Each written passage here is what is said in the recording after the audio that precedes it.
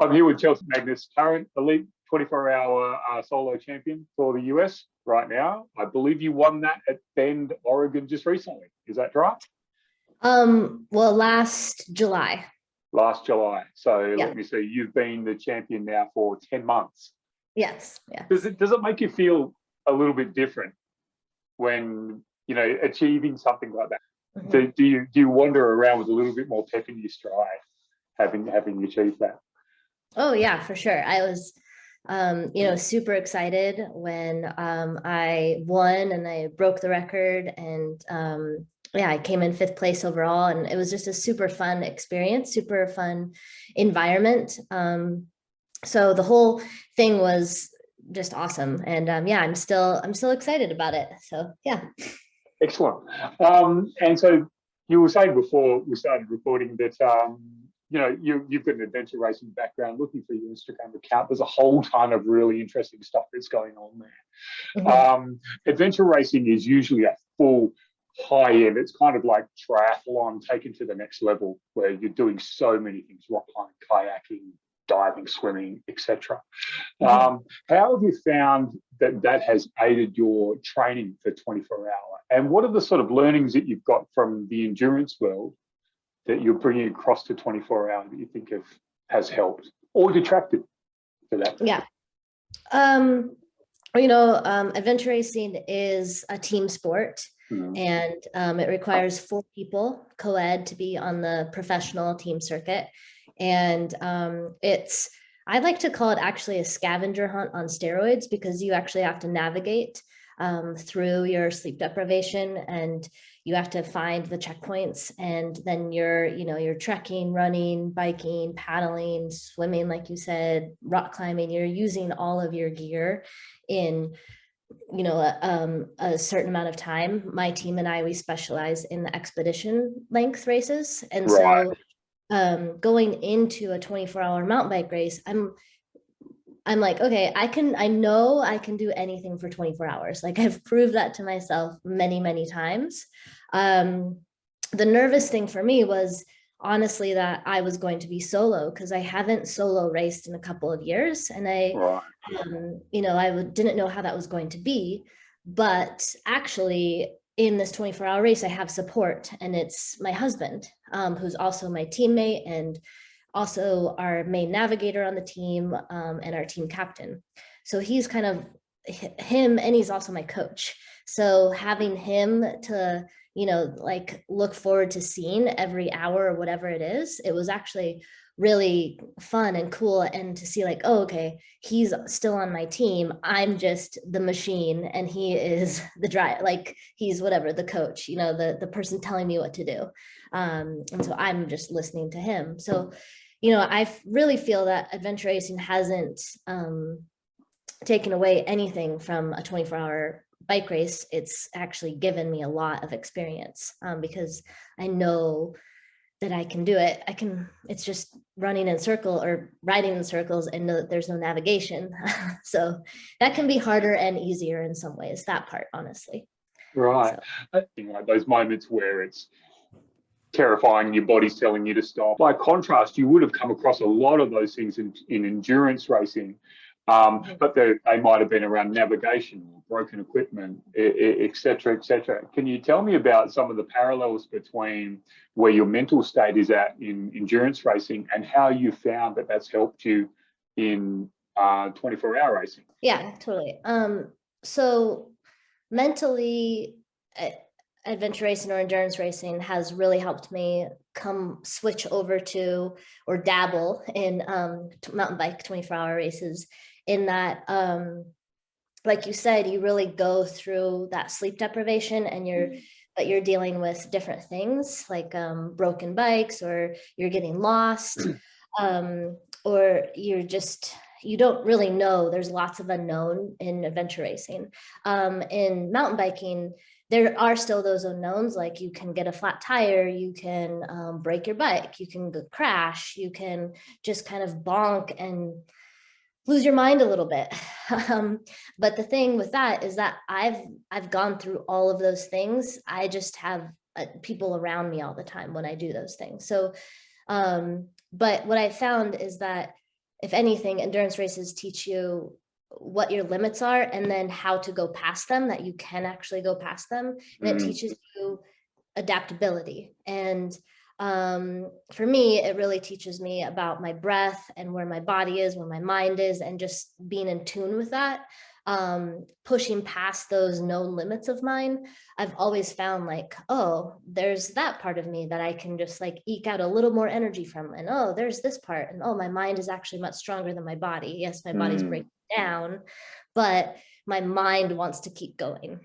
So it's a constant check-in and a constant, like, I've kind of trained my mind to be like, oh yeah, that part of your body is really hurting, but you can keep going. It's going to end. Eventually this will end. So that's kind of my mantra, is like, this too shall pass. This will end eventually, but it's not right now. So be in this moment. Right. Fantastic. So in relation to the pain, pain's kind of an interesting thing. I'm interested in your thoughts around pain, and how have you found that your relationship with pain has changed over the time that you've started endurance racing, and how have you sort of worked your understanding of that into your overall capability? Yeah. Well, pain is what I like to call a sensation. It's just a sensation. And I've trained that for the last 13 years, and it's and more, even a little bit. And my relationship with that has definitely changed. At first, there was a big race that I did down in Patagonia where it was my first real incident with shin splints, and my mind was telling me like, this is horrible, this is bad, you have to stop now, because every step was just excruciating. And so we did stop because we had the time and the luxury to do that, because we were pretty far in the lead. And we stopped, and I just massaged it, and kind of with the help of my teammates got my head wrapped around this pain. Like, okay, it's Chelsey, you're not causing yourself, because in my head I was like, whoa, this is going to be a long recovery, and I'm done. But that's also my exhaustion that was talking to me. My brain wasn't completely there. And so after a long time of rest, like a big sleep, I woke up and I was just more right. And I was like, okay, I can do this. And so that experience, I feel, really helped me with a lot of my, down the road experiences of pain, of like, okay, this I know is something that will not cause long-term pain. Yes, I might have like a few more weeks of recovery, but this is worth it to me. And in event racing, it's easy for me because it's worth it to me because I'm with my team. But luckily, I'm pretty competitive. I found out. Well, I've noticed.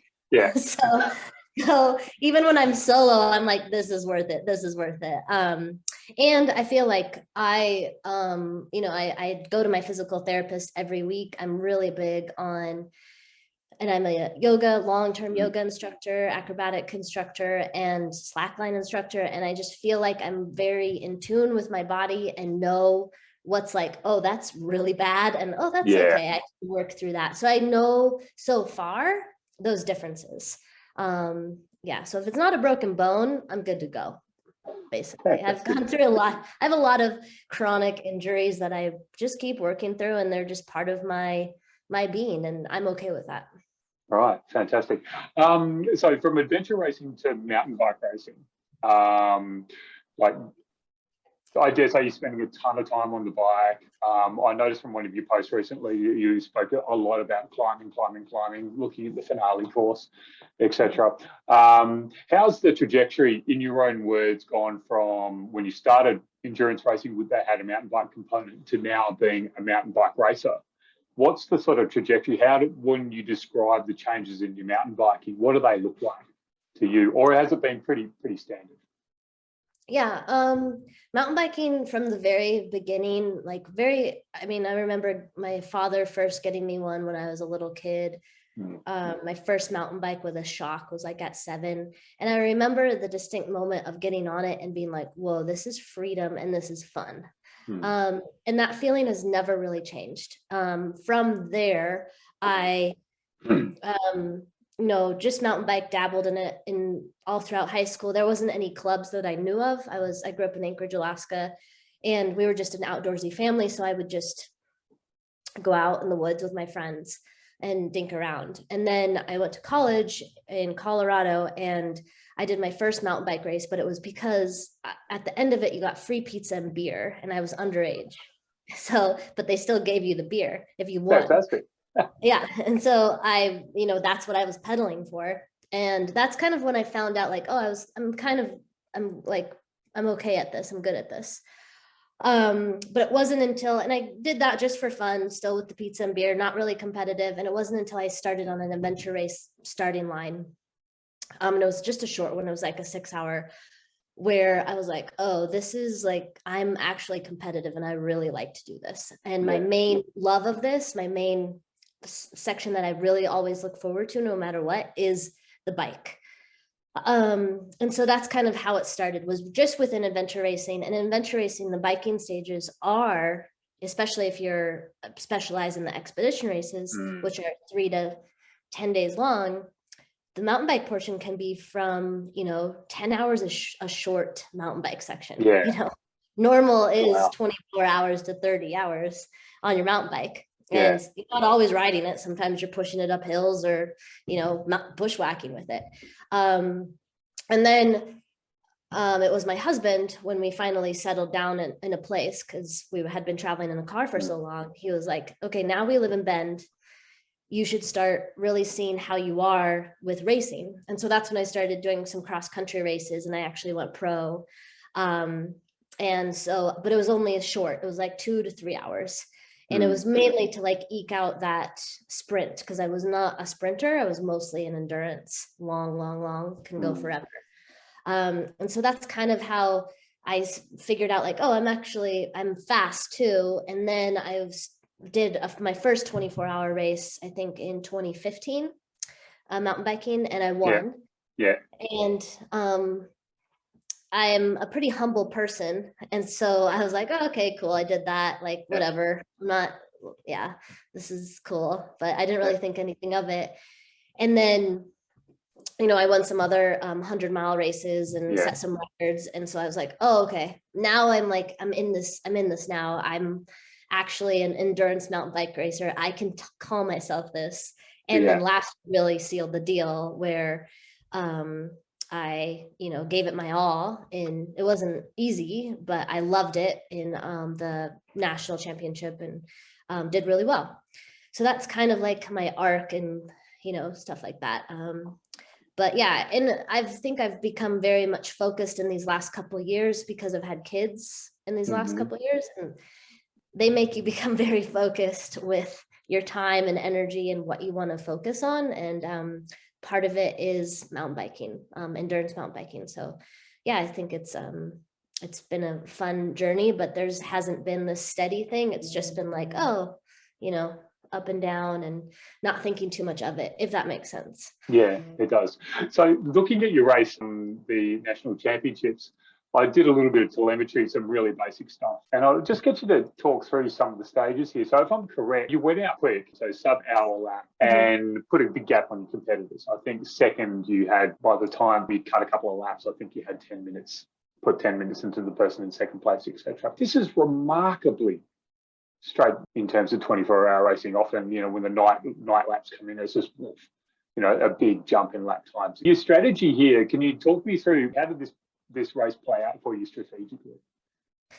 Honestly, it was all my husband, my coach. I went into it and just being like, okay, I'm just going to listen to you and, do what you say. Cause I wanted to just turn off my mind. I was nervous because I hadn't been mountain bike racing on single track, at least, in maybe 5 years or 4 years. My math might be off a little bit, but long enough that I wasn't practiced in passing people. And I didn't know, like, in a 24-hour race, I didn't know how aggressive people were. I just didn't know. So my strategy meant up in my own head was like, just be fast and get past everybody, so that you don't have to worry about passing. And my husband's strategy was, like, what he told me was, he was just like, just pretend that you have to get home at this time to pick up the boys, and you have to pick up the boys. And, you know, so if I have that in my head, I just go. As a mom, I'm like, okay, this is my time. I listened to him. And so he just had me do sub hour for the first 3 laps. And then he was like, okay, you can chill now a little bit. Like, let's let your heart rate get down. And so it was, honestly, it was more my husband's strategy than my own, because he was looking at it and I didn't want to think about strategy. I couldn't. I was just like, look, I'm just the machine. I just want to, honestly, I was just like, I just want to ride and take everything in and just meditate and just have this as my own space. That's what I was feeling. And so I didn't want to have to think of anything else but just riding and enjoying the course and seeing, you know, how much better I could do on every lap. So that's what it was for me. And my husband, I think he just wanted me to get out in front and then take it from there and see how well I could do. Because he knows how I am as an athlete, and I can last no matter what. You know, I can keep up a certain pace. Was there any times throughout the course of the night where you were starting to think, I'd like to see daylight? And there's a certain euphoria that comes with daylight. Did you experience any of that in Bend when you raced? No, I really thought, I was looking forward to light, but then when light came, it was much colder and it wasn't what I wanted. And I was enjoying the night so much. I was enjoying being in my bubble that when daylight hit, I was just like, oh, like I'm done. And that's probably why you see that increase in time. Because it didn't affect me like I wanted it to, like I was expecting. I had expectations for once it gets light, it will be even easier for me.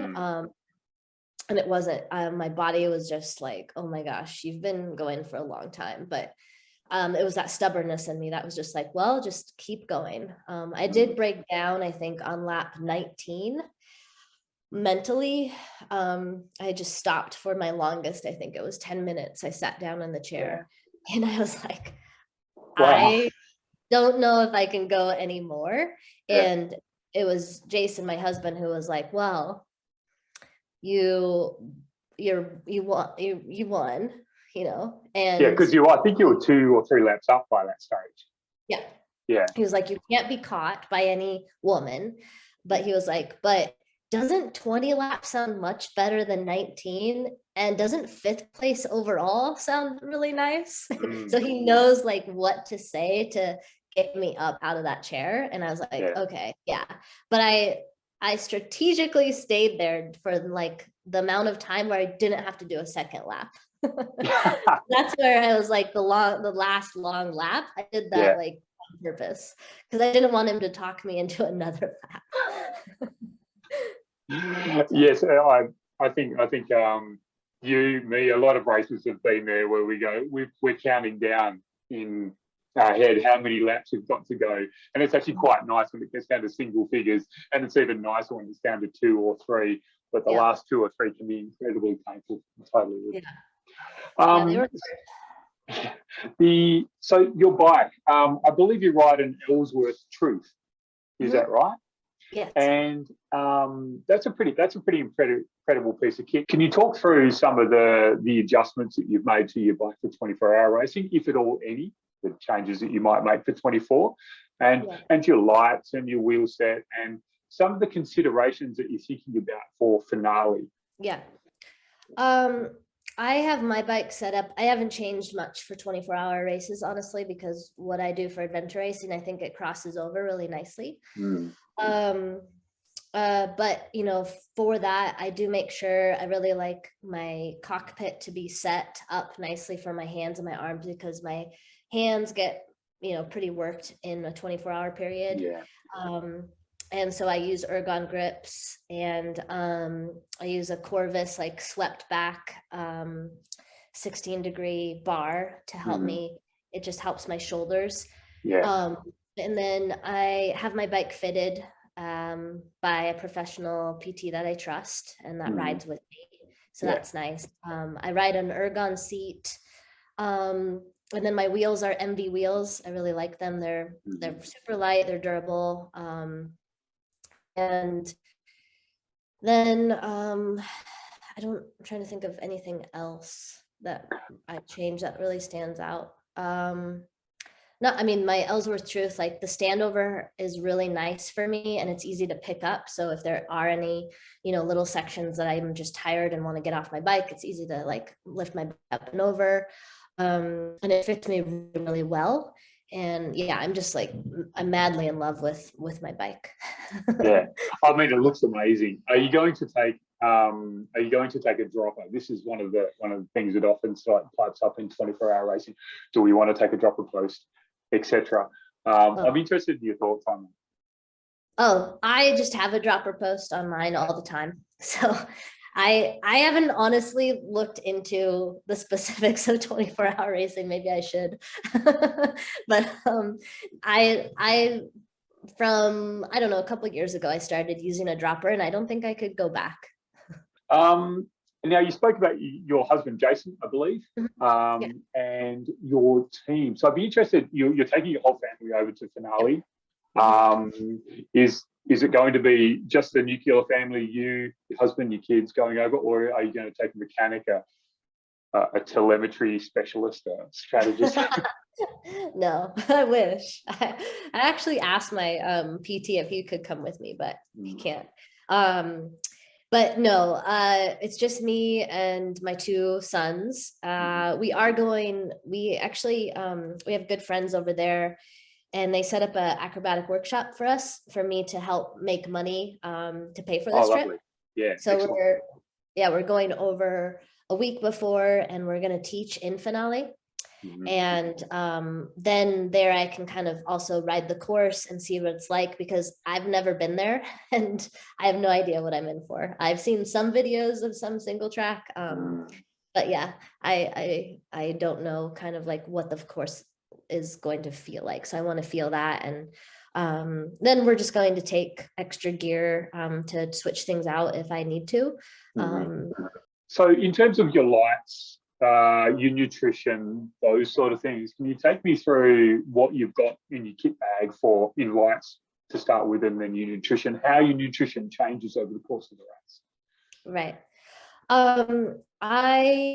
For lights, I use exposure lights. I think they're out of the UK. They are. Yeah. So I use exposure lights. I did a lot of bikes or lights because part of my job is gear testing, and I've found exposure lights to be just simple and bright and just easy to deal with, and that's what I love. Excuse me. With nutrition, I love this stuff called 4-Hour Fuel.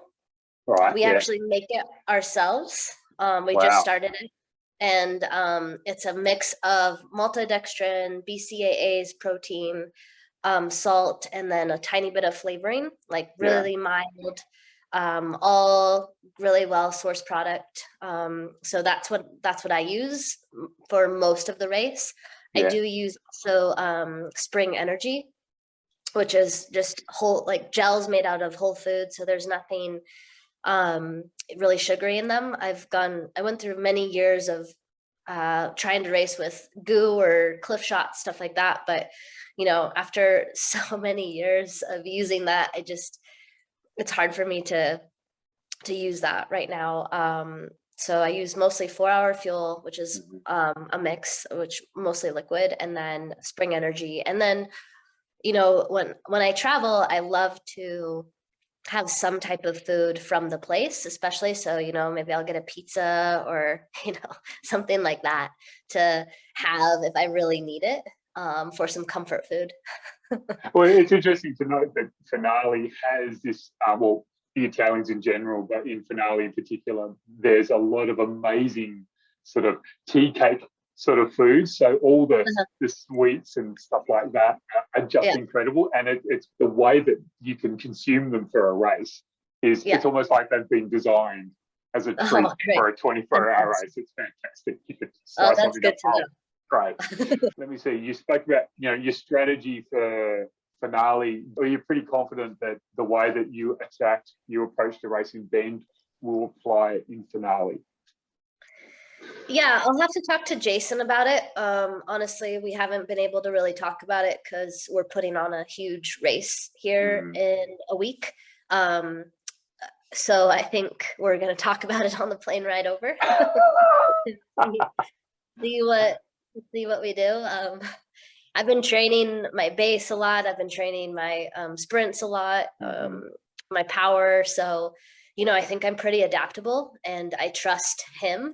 That's the main thing, I think, is like, I really love that he'll be there and able to coach me through. And yeah, I'm just like really excited. I've never traveled overseas or even that far for a mountain bike specific race, and being by myself, you know, it's like, it's a different big experience for me. So I'm just trying to treat it like that and not get too, like, not put too much pressure on myself, but you know, just like do what I can and do the best that I can.